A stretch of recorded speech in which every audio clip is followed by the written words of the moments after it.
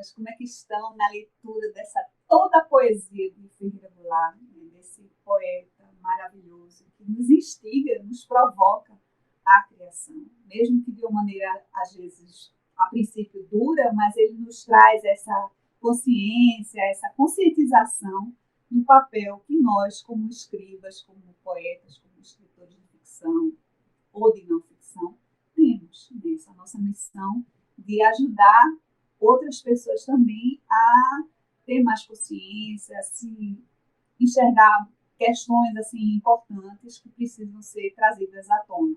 Aula passada, não sei se vocês se lembram, a gente investigou essa transformação exatamente das palavras sujas de Goulart que ele nos traz para provocar a criação, esse murro no estômago, transformando através dessa fenda que ele abre com as palavras sujas em pedra, ouro, sol, mar, de criação.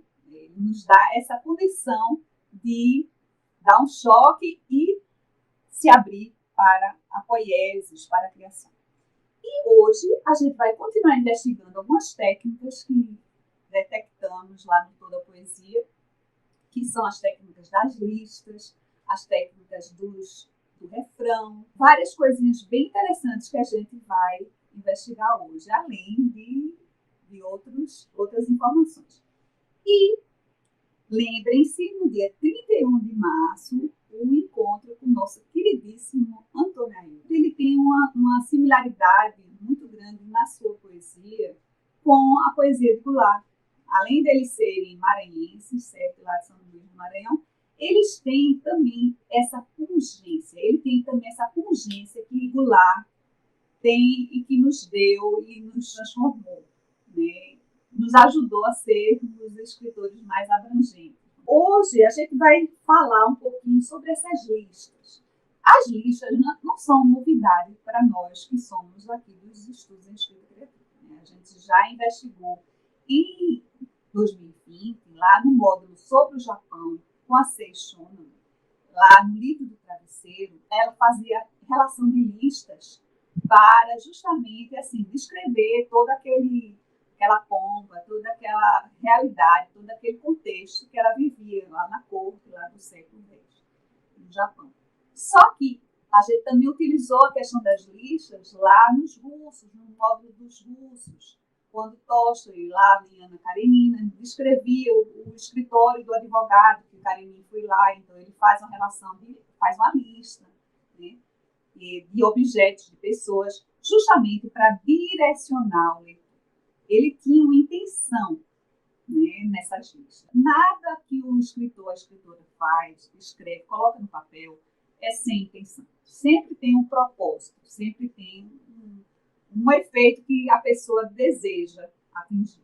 Exatamente, Tolstói ele nos conduz para aquele efeito, Seixônaga também nos conduz para aquele efeito, e nós vamos ver hoje Goulart também nos conduzindo, quando ele nos traz esse poema chamado Ocorrência, que está lá no Fio Metal, ele nos traz.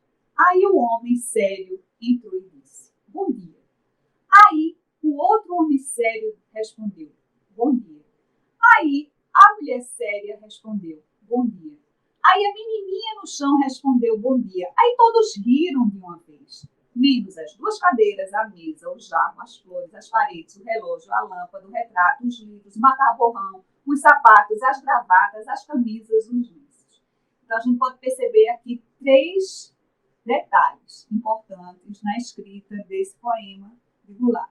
Primeiro, que eu já falei, a questão das listas, certo? Então, ele enumera todos esses objetos, mas ele tem uma intenção, ele quer que nós prestemos atenção nesse ambiente.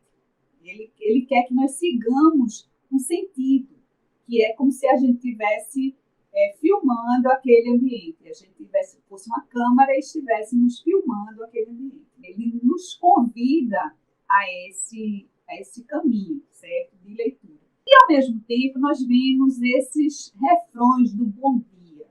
O bom dia sendo mencionado, sendo declamado por personagens diferentes. Então, a gente vê um homem sério dizendo bom dia, uma mulher séria, uma menininha no chão. E cada vez que esse bom dia é proclamado, ele está com um significado, um sentido diferente. E isso também nos faz lembrar Edgar Allan Poe, lá no módulo da língua inglesa, quando ele vai falar justamente do refrão lá do poema mais conhecido dele, que é o Corvo. Lá na filosofia da composição, ele vai analisar a construção desse poema.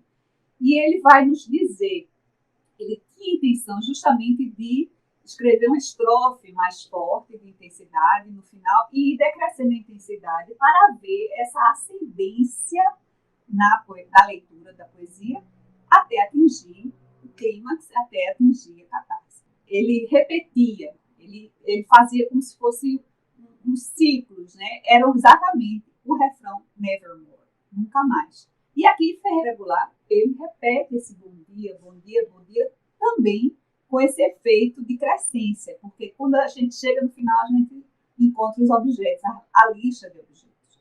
Então, a gente observa assim, o segundo detalhe, seria esse do refrão, e o terceiro detalhe, que tem a ver com nossos mundos de dentro, certo? Porque a gente está investigando essas residências dos escritores, que são os objetos. E o quanto esses objetos eles provocaram de criação, e ainda estão provocando durante a pandemia de Covid. O Lar, ele traz essa característica dos objetos de uma maneira muito forte para a sua poesia. Por exemplo, lá em Romance de Cordel, ele faz uma homenagem, uma espécie de homenagem a esse gênero tão nordestino que é o cordel. Quando ele traz a história da Aparecida, ele já na primeira estrofe, ele já faz uma sinopse desse romance de cordel, que na realidade é uma poesia épica, vamos dizer assim, mas ele nos traz exatamente o que o nosso queridíssimo professor Assis ele coloca lá no Escrever Ficção, que é a sinopse do romance. Ele já traz a história ali na primeira estrofe. Né? Aparecida, esta moça, cuja história eu vou contar, não teve glória nem fama de que se possa falar. Não teve nome distinto, criança brincou na cama, fez-se moça sem ter cama, nasceu na Praia do Pinto, morreu no mesmo lugar. O título também já revela muito, porque quem matou a Aparecida é a história de uma favelada que ateou fogo às vestes. E mais adiante, né, nós encontramos esses objetos de provocação de escrita quando nós lemos. E assim foi que a Aparecida se tornou uma mocinha. Falou para a mãe que queria ganhar uma criancinha. Já que boneca era caro e dinheiro ela não tinha, ter um filho era mais fácil dela conseguir sozinha. Então percebam que tudo aconteceu por causa de uma boneca. Ela engravidou e a consequência é o título. Quem matou a Aparecida? História de uma favelada que ateou fogo às vestes. E quem foi o provocador? A boneca. Ela não podia ter uma boneca porque era cara, então ela resolveu engravidar e aí toda a história se desenvolve. Essa metáfora que nós encontramos nesse romance de cordel é uma mesma metáfora que nós utilizamos em nossa quarentena, em nossa pandemia. Esses objetos provocando criação. Né? Nós vimos as palavras sujas provocando criação, vimos esses objetos provocando criação.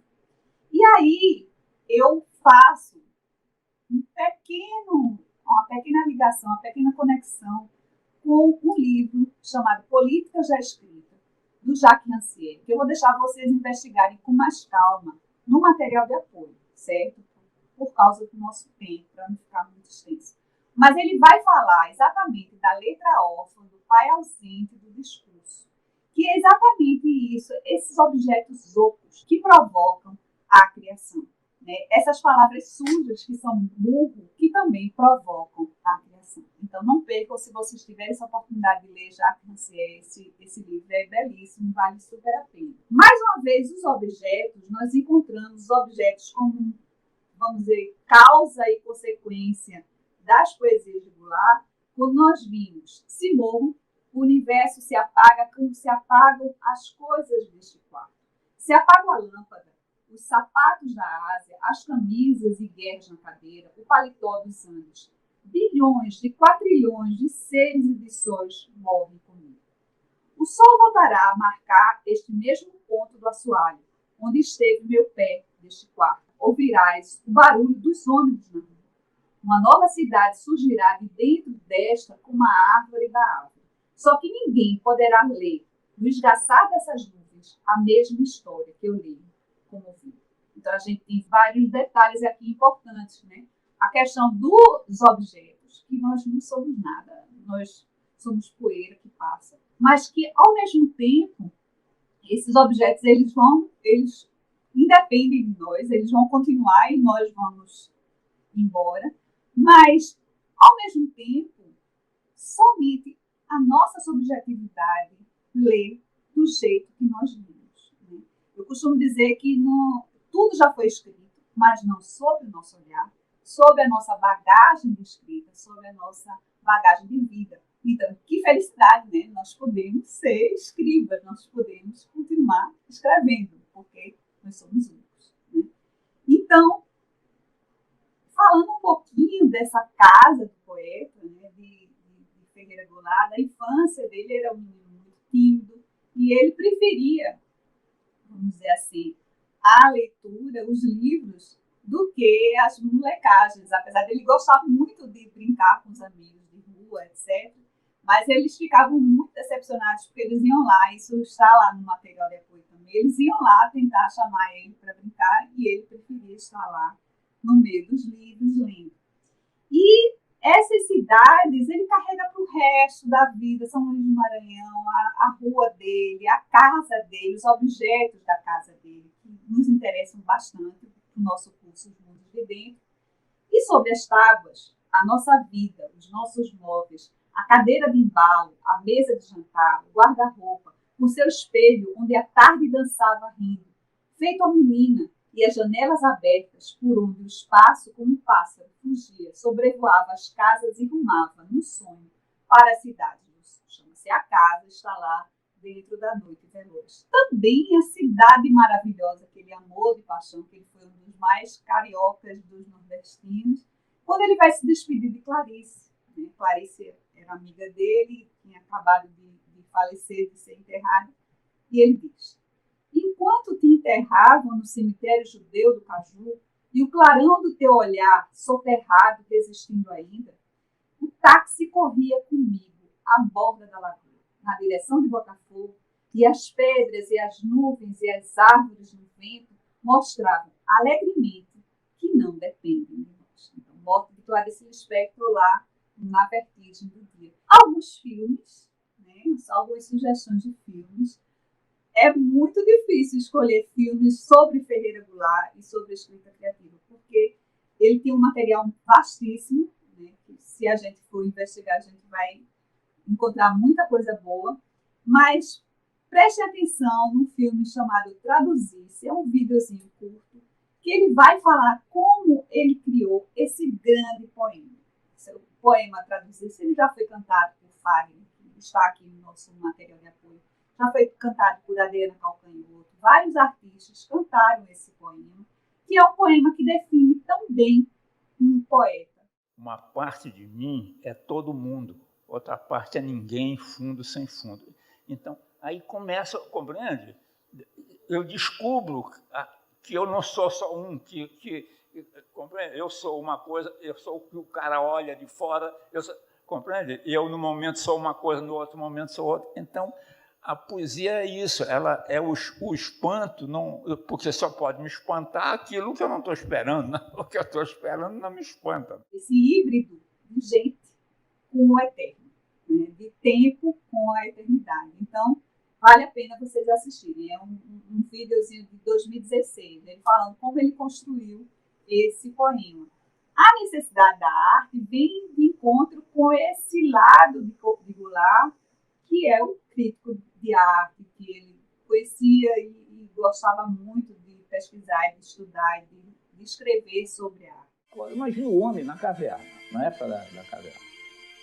Cada mamute gigantesco, e ele não tem nem unha nem nada, nem garra, ele não tem nada. Como é que ele ia capturar a presa?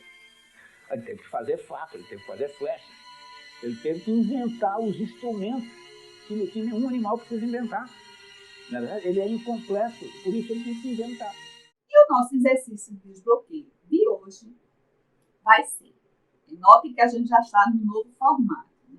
A partir da transformação das palavras sujas no ouro em pó de Ferreira Goulart, construam poemas, contos, reflexões não ficcionais em forma de escrita ou de imagens fotográficas ou de vídeos curtos.